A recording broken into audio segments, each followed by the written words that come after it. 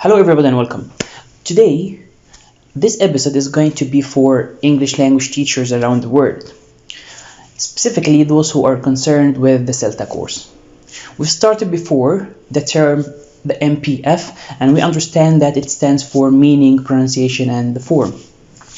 Since this episode is going to be for English language teachers around the world, so I think it would be better to make it all in English, right?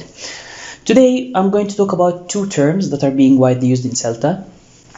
The word ICQs and the CCQs, right? So what do they stand for and how do I use them in English or teaching English specifically? Okay, the word ICQs stands for instruction checking question. Instruction checking questions. طيب, كلمة CCQs stands for concept checking questions. Concept checking questions. Is there any difference between both of them? Yes, there is a huge difference between them. First one, when we say the ICQs. The ICQs is a term that is used to check instructions for students. For example, let's say that you're giving some activities to students like a group work or pair work or something like that. How can you check that they understand and follow this activity? By asking some ICQs. So the ICQs are meant to be used for following students' understanding during the session.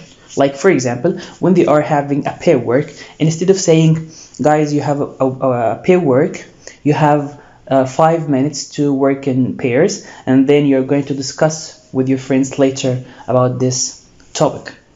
And instead of saying them, listing them to students, we need to use the ICQs instead. So instead of saying, guys, you're gonna work in pairs, so you're gonna tell them, you're gonna ask them, are you going to work in pairs or in groups? They're gonna say in pairs. How many minutes do you have? We have 5 minutes, right? What are you going to do after it? We'll discuss in pairs. So these are called instruction checking questions. ودي لازم يبقى لها plan قبل ما تبدأ الحصة.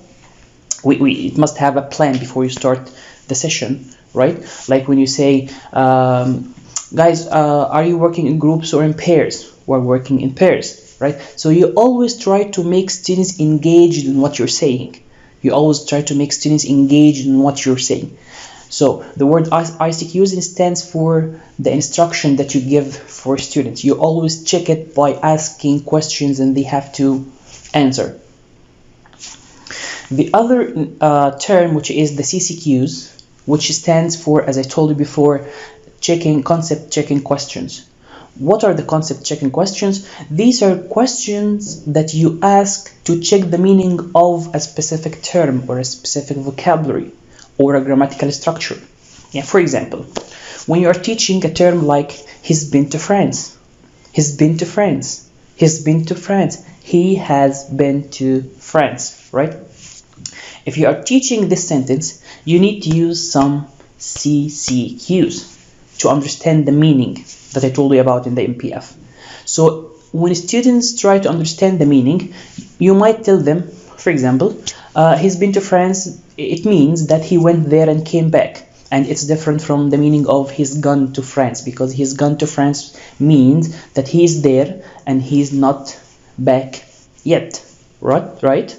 Okay, so instead of telling the student the information itself or how the structure is used, instead of that, you might use some CCQs. So what are the CCQs? I'll give you examples. As we can see here, we have the sentence that we analyzed last time for the MPF, if you remember in the last video. And then we are going to discuss how can we make some CCQs for this structure. As I told you again, and let's remind you that this is assignment number 2, and then they ask you to analyze 3 grammatical structures and 2 vocabulary words, right? So here we are analyzing some grammatical structures. The first structure we're going to analyze is he used to drive to work, the one that we discussed for the meaning, and then we discussed the form, and then we discussed the phonology. So how can we write some CCQs for that grammatical structure? Let's start here. Here are some examples. For example, as you know that he used to drive to work means that that's an habit or an action that someone used to do in the past, and it doesn't happen anymore in the present. So you can ask some questions like, are we talking about the present? Are we talking about the present in that sentence? Of course not. So students have to answer no. Are we talking about the past? Students have to answer yes. Did he do this more than once? Of course, yes. And does he do it now? Of course, no. So these are the CCQs that you can ask to check the meaning of this structure. Also, you can add some timelines.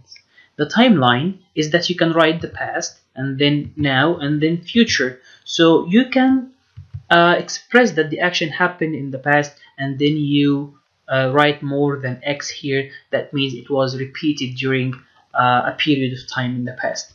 So this is how students might understand the meaning of this structure, right?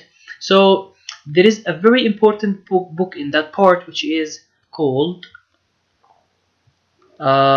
it's for Graham Workman, Concept, Questions and Timelines. This is a very important book that you might want to read before you join the course.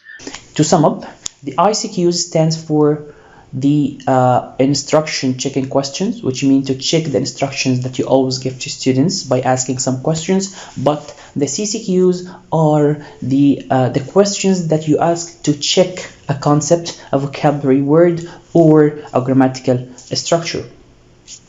Let's have another example in vocabulary. For example, if you are teaching the word awkward, awkward. So instead of telling students the word awkward means, and you start explaining, so it's better to tell them, okay, so does it mean difficult to deal with? Yes. Okay, does it mean is it only for people or it could be for situations? So students say it could be for people and situation. If they said something wrong, so you might want to change it, you might want to check it and change the meaning they get, right? So most probably the word awkward means difficult to deal with or embarrassed, right? Okay, so you should have a context, you should have a listening or a reading task, and this word is mentioned there so that students can understand the actual meaning of the word. If you just use the word without any context, so it could have more than one meaning.